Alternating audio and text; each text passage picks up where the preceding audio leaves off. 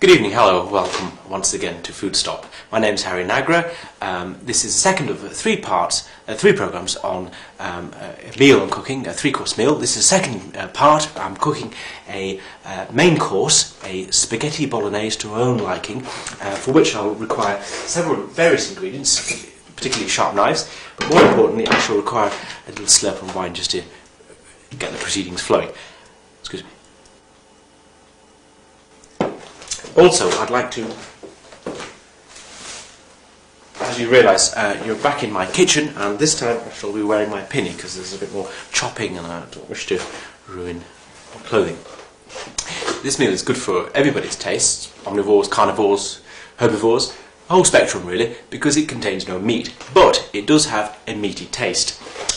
So those who don't wish to be neurologically challenged by eating beef or any red meat product will be rather satisfied with this meal. Right, we require some onions, garlic, peppers, which I shall bring to the table. Initially, with any bolognese sauce, we require a couple of onions, thinly chopped. The onion is my favourite vegetable. It's the basis of any sauce, any dish, and a good chopping technique, as you can see I don't have, but a good chopping technique, and of course a lot of plasters.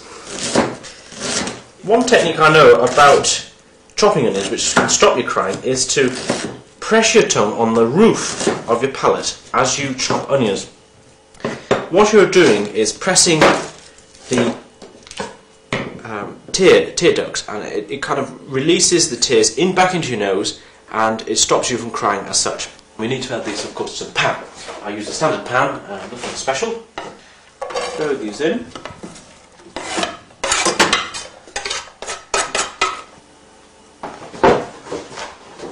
Again, the olive oil.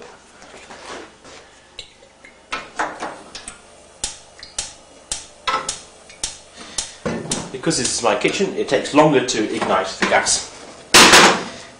Every expense, as you can see, spared.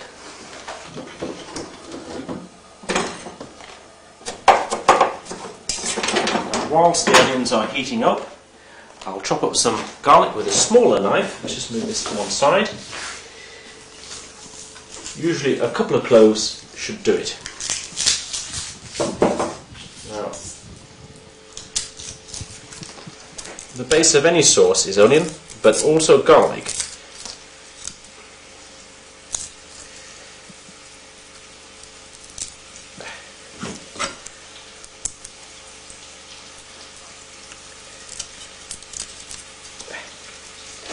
Excuse me, I'm really tearing here. I'm not practicing obviously what I preach.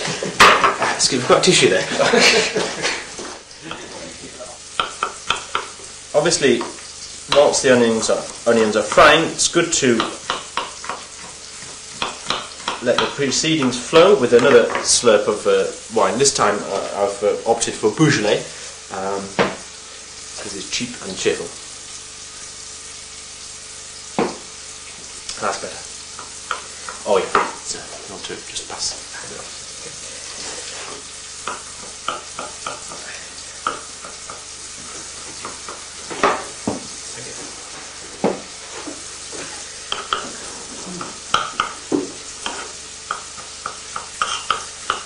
That's lovely. Just let the onions fry a little bit longer.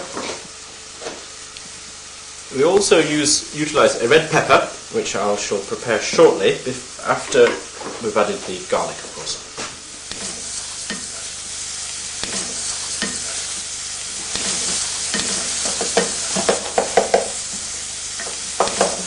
We just let that work its way through.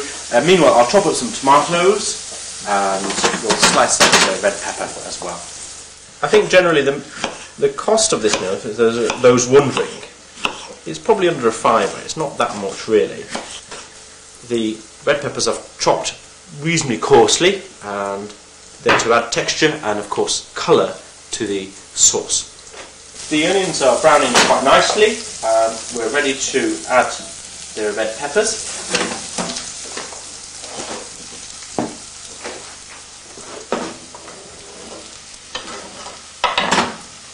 Because I'm not using mince, which ordinarily one would add with the onions or just shortly after, we can add the veggie mix or sauce mix at this juncture now.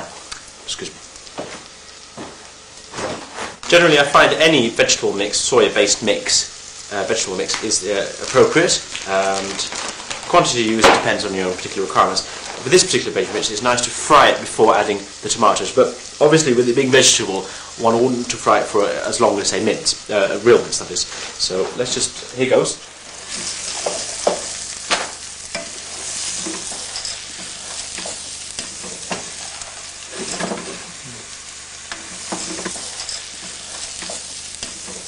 We'll just fry this gently, just so the oil works into the individual pieces of veggie mince before we add the tomatoes. Obviously we don't want this to burn. The trick is just to sort of lightly coat the individual pieces, just to work it through.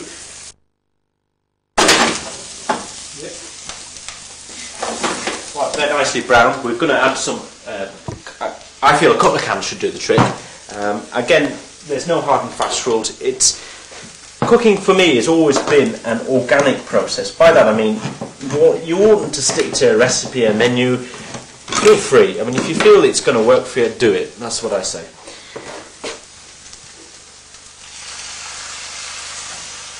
Just pop these up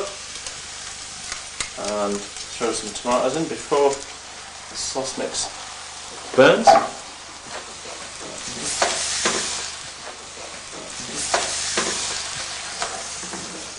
Although I'm cooking a vegetarian dish, I'm not actually a vegetarian, but I find not knowing where mince comes from and you know, what part of the animal or what quality it is, I prefer to use vegetable products which are just as good and just as tasty, as I say, if cooked in the right way.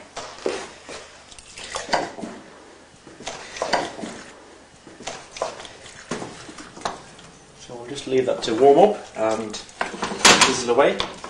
We shall fry some mushrooms separately in a non-stick pan in a red wine soy sauce stock.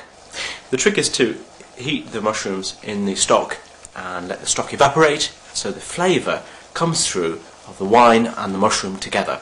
And you let these fry a little bit when the stock has evaporated. I'll turn the gas off there and throw the mushrooms in to the sauce there. So you've got some nicely fried mushrooms in that wine stock sauce. Let's get that out of the way. And we'll just work them in there. Meanwhile, we'll make the pasta. Okay.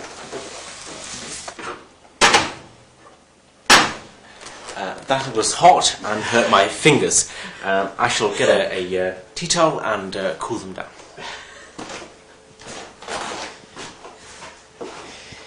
Here is the tea towel I wish to use. Thank you. There we are. Now, ordinarily I wouldn't make this as messy, but the wine has taken its toll. There we are. That's wonderfully colourful. There we are. Fantastic. Excuse me a minute, I'll just scoop up the excess.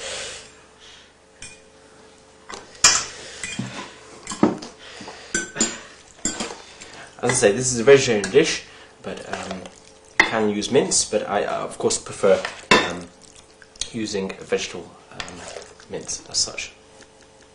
The sauce and the pasta give a wonderful contrast, which although it may not be edible, certainly it seems colourful.